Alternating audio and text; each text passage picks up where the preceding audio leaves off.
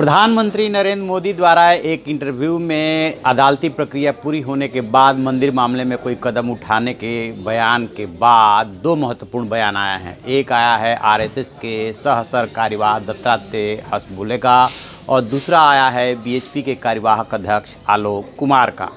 आलोक कुमार ने बहुत इस पे सख्त स्टैंड लिया है कि सरकार को तुरंत जो है इसमें हस्तक्षेप करना चाहिए और अध्यादेश या कानून लेकर के आना चाहिए। आखिरकार इन दोनों बयानों के क्या मायने हैं, कैसे इसका विश्लेषण किया जाए, मैं हूं विद्याशंकर तिवारी, इंडिया न्यूज़ के डिजिटल चैनल इन खबर के लिए मैं आपको बताऊंगा।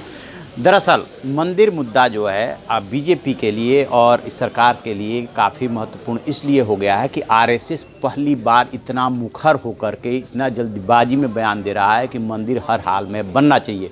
उसने पालमपुर जो प्रस्ताव पारित हुआ था उसका हवाला दिया है 1989 में कि उसी के अनुरूप, हालांकि जो सह सरकार्यवाह हैं दत्तात्रेय होसबले, उन्होंने जो ट्वीट किया है उसमें वो थोड़ा सा माइल्ड है अपेक्षाकृत और लोगों के, कि वो प्रधानमंत्री नरेंद्र मोदी के बयान को उन्होंने सकारात्मक कंटेक्स्ट में लिया है कि अदालती प्रक्रिया के बाद वो कदम उठाने की बात कर रहे हैं। और लेकिन साथ में उन्होंने ये जोड़ा है कि जो लोग उम्मीद कर रहे हैं वो ये कर रहे हैं कि इस नरेंद्र मोदी सरकार में ही मंदिर के लिए कुछ हो सकता है और सरकार को इस विश्वास पे खरा उतरना चाहिए। 2014 के बीजेपी के घोषणा पत्र में भी इस बात का जिक्र है। तो इन दो बातों का जिक्र करके वो माइल्ड तरीके से ही सही, सॉफ्ट तरीके से ही सही, कहीं ना कहीं सरकार पे दबाव बना रहे हैं। लेकिन बीएचपी के जो आलोक कुमार है, जो अभी प्रेस कॉन्फ्रेंस उन्होंने किया है, उन्होंने साफ साफ कहा है कि हम अदालती प्रक्रिया का इंतजार नहीं कर सकते। सरकार को तत्काल इस पर अध्यादेश कानून लेकर के आना चाहिए और मंदिर निर्माण सुनिश्चित करना चाहिए। तो ये जो दोनों बयान है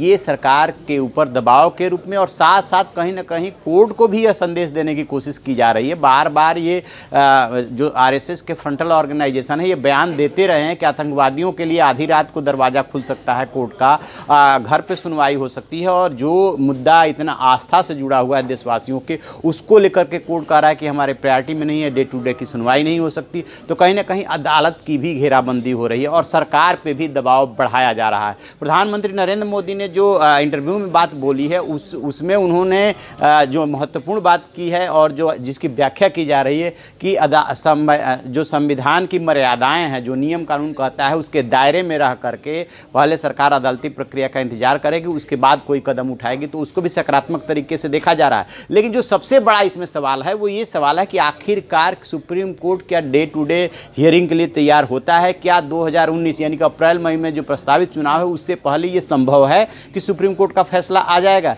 ये देखने वाली बात है और इसी को लेकर के एक तरह से हमें कहा जा सकता है कि ये राजनीतिक दाव पेच है कि सुप्रीम कोर्ट पे दबाव बनाया जाए कि जो बेंच गठित हो वो डे टू डे का सुनवाई के लिए तैयार हो और जल्दी से जल्दी इस पे फैसला आए। और इसीलिए संघ और बीएचपी और भी जो फ्रंटल ऑर्गेनाइजेशन है वो दोनों पे दबाव बना कर रखना चाहते हैं, सरकार पे भी और कोर्ट पर भी। तो जो भी इसमें अपडेट होगा हम आपको अपडेट कराते रहेंगे। ऐसी खबरों के लिए देखते रहिए हमारा डिजिटल चैनल इन खबर और उसे सब्सक्राइब कीजिए।